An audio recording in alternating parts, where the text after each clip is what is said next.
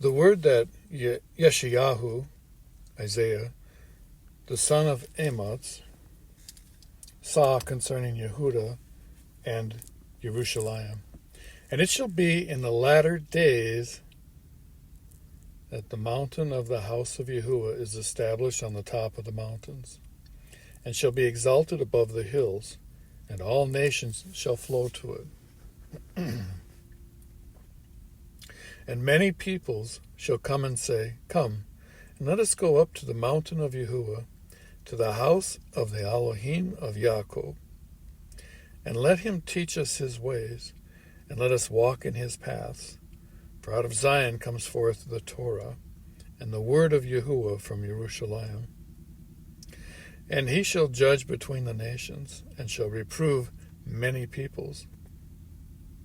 And they shall beat their swords into plowshares, and their spears into pruning hooks.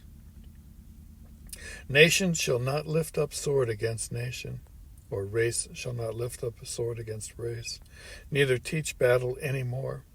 O house of Yaakov, come and let us walk in the light of Yahuah, for you have forsaken your people, the house of Yaakov, because they have been filled from the east, and practiced magic like the Philistine, and they are pleased with the children of foreigners. And their land is filled with silver and gold, and there is no end to their treasures. And their land is filled with horses, and there is no end to their chariots. And their land is filled with idols.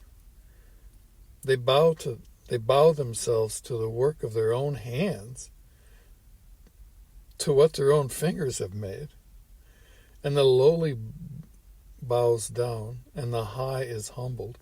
Therefore you do not forgive them. Enter into the rock, and hide in the dust, because of the fear of Yahuah and the splendor of his excellency. The lofty looks of man shall be humbled, the pride of men shall be bowed down, and Yahuah alone shall be exalted in that day.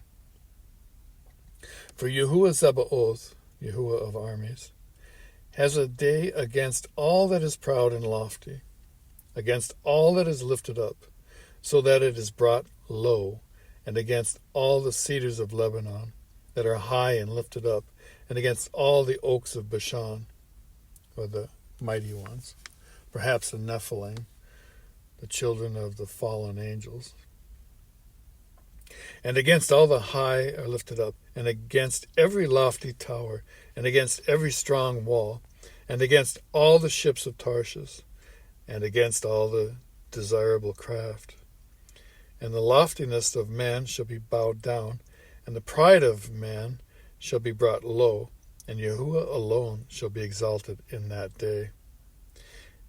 And the idols completely pass away.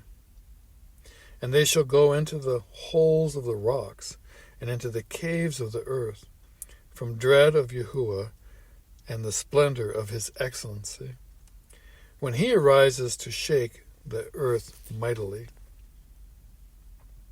In that day man shall throw away his idols of silver and his idols of gold, which they made, each for himself to worship,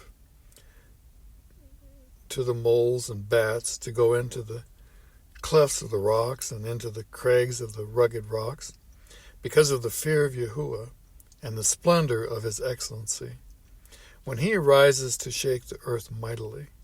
Cease from man, whose breath is in his nostril, for in what is he to be reckoned upon?